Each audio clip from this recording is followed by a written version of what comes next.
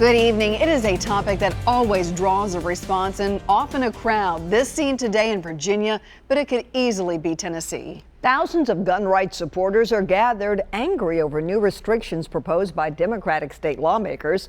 Kyle Horan spoke to a Tennessee lobbyist today who said she's watching what's happening in Virginia very closely, Kyle. Yeah, and really every year here in Tennessee, it's the same. There are gun laws that are brought forth in the state legislature that are debated. Sometimes it's permitless carry handgun rules. Other times it's increases in background checks. Today I talked with a Second Amendment advocate who believes if Tennessee considered some of the same laws that Virginia is considering right now, there would be protests here for sure.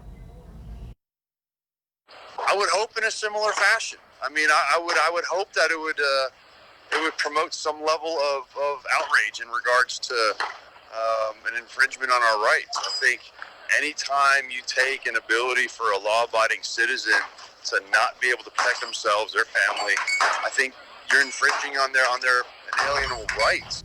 Edgley thinks that what's happening in Virginia is a good example of what protests like this should look like. The issue of guns have been debated in Tennessee legislature for many years. In 2018, there was legislation to regulate gun accessories that accelerate the fire of semi-automatic weapons. It focused on bump stocks.